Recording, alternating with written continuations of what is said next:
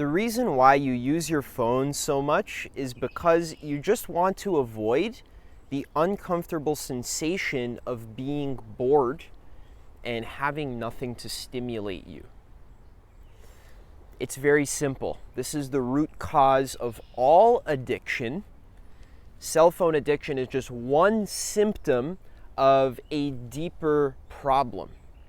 Because I understand cell phones are very addicting, but I actually saw a picture that was from the 1950s before cell phones were invented. It was of a train where every single person on this train was sitting there reading the newspaper. There was like 30 people on this train. All of them were reading the newspaper.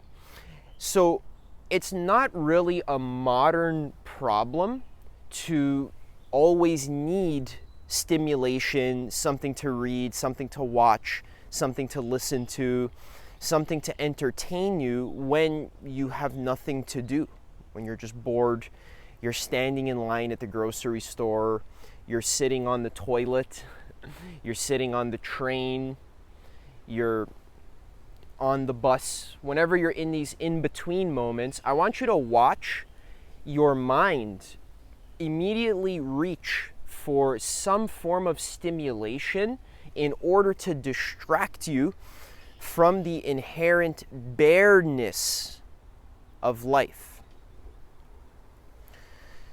Just the fact that there's really not much going on. There's just like life is here and that's it. It's not really going anywhere, not much is happening. This is something that you do a lot of work to avoid in your life. It's not just cell phones, it's also watching movies, it's thinking about sex, even fantasizing about the future or the past, twiddling your thumbs, fidgeting, going and poking random objects. You're always looking for stimulation all the time because you haven't trained your mind to be able to be present and to fully accept the emptiness of life.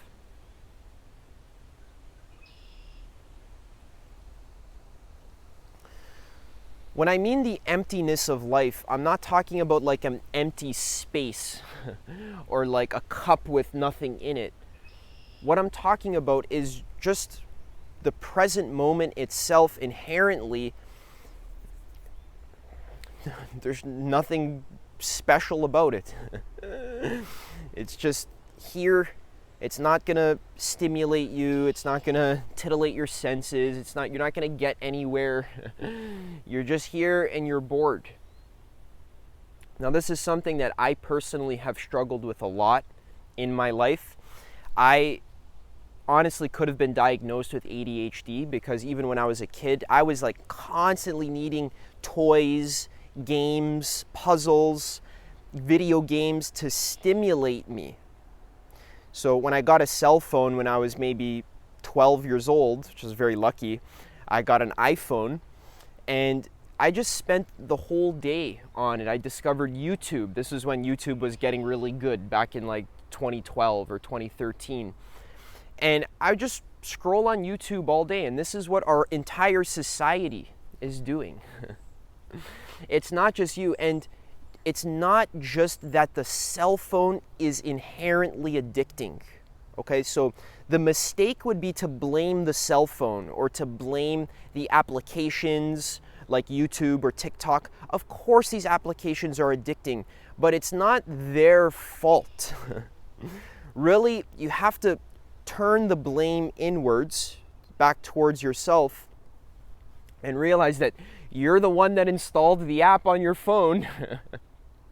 You're the one who instantly reaches for your phone when you're sitting on the toilet or before you're going to bed or the first thing you do when you wake up in the morning. So the solution to cell phone addiction is to develop the capacity to fully experience all present moments, even the ones that are a little bit boring or uncomfortable or just like, ugh. That's the solution to cell phone addiction. You need to develop the capacity to be comfortable with just nothing. Nothing to stimulate you, nothing to think about, nowhere to go. The way that I've done this personally, and that I would recommend you practice this as well, because you can't just snap your fingers and do this. This is a long-term investment. You need to invest time every single day, maybe for 30 minutes, where you just turn off all the stimulation, the electronics, the TV, and maybe you can go out in nature like I am today, or you can just sit in your room quietly, close the door, no music playing, none of this. You just got to kind of sit there and be bored. What I do is I meditate, so I just watch my breath, the rising and falling of the belly. As boring as possible, just rising, falling, rising, falling. That's it.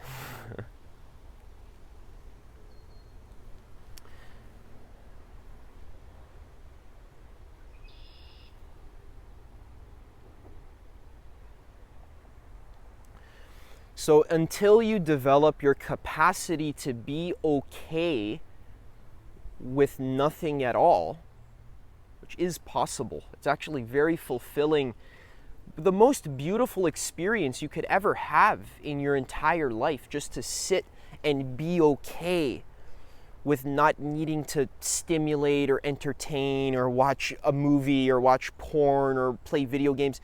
Just really facing that craving mind that's there. It's so uncomfortable, and it's chasing for stimulation and pleasure all the time, constantly, to the point where it's ruining your life. Like you're hopping from one source of stimulation to another source, from video games to porn, to smoking weed or smoking cigarettes, to coffee, to eating junk food, to talking to your friends. This is just like your whole day is just a chain of stimulating activities, because you're not able to really face what's here.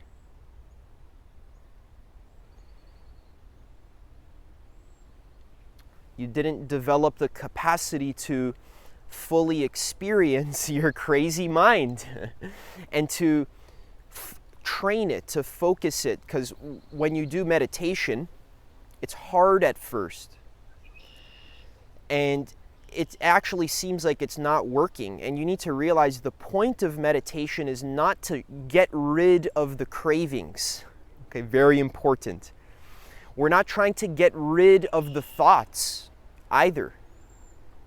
What we're doing is we're just fully experiencing what's happening.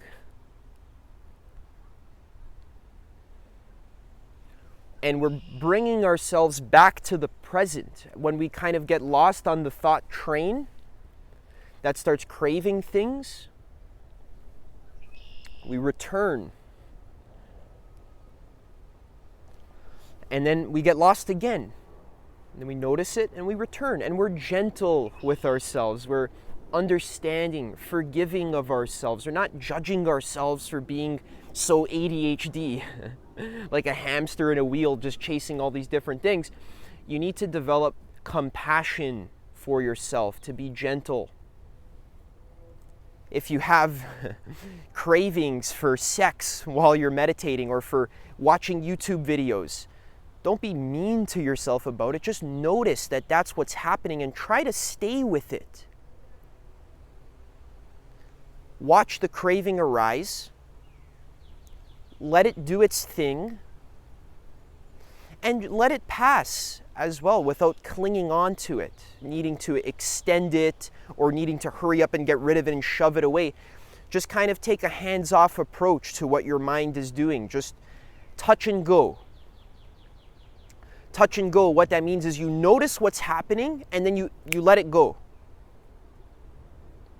And let it go doesn't mean you shove it away. Let it go means you just kind of let it dissolve on its own and change into something else on its own. Like a cloud in the sky. It just kind of dissolves and changes and does its own thing. You're not involved. Just let it be. All right? So until you develop this capacity to be with nothingness, to be with the boringness of inherent existence, and you stop looking for entertainment to help you avoid the uncomfortableness, the unsatisfactoriness of just pure experience. If you're always trying to avoid that and run away, this cell phone addiction will never go away, ever. It doesn't matter if you try to block it or you throw it in the garbage, or well, that would help actually, but then your craving would just be replaced by something else. Okay? So what I'm telling you here is to go to the root, to just practice being with nothingness. So what some practical steps what you can do is you can delete stimulating apps from your phone. Like personally, I don't use Instagram anymore, and when I use YouTube, I use it on the browser, so I don't have the actual app. I don't know why that helps for some reason. The browser, I use the Brave browser because there's no ads on my YouTube. But it doesn't matter even how you set up your phone, but I would recommend deleting like games and this kind of stuff that you use to fill in the gaps of your day when you have nothing to do. This habitual tendency to reach for stimulation that's in your pocket, it's going to cause big problems in your life. It's going to cause you brain fog and avoidance, and you won't be able to focus. You won't be able to get anything done.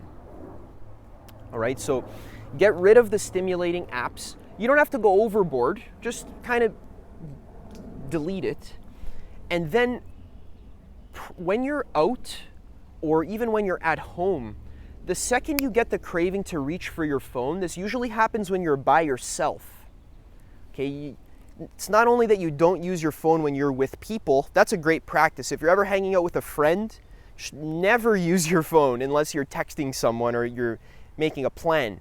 But even when you're by yourself, just watch this tendency to instantly reach for stimulation and just try to practice being bored. Stay in that bareness, okay? And practice over time, over the long run, and stay consistent with your daily meditation practice.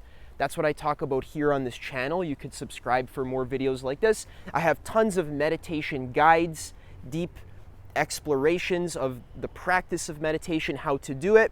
And I also have a free community where we do live calls every single week. We meditate together. We talk about it, what happened. I give talks about how to do it properly, how to deal with distracting thoughts and all of this. So if you want to come hang out with us, click that link in the description. And I hope you like this video. I'll see you in the next one.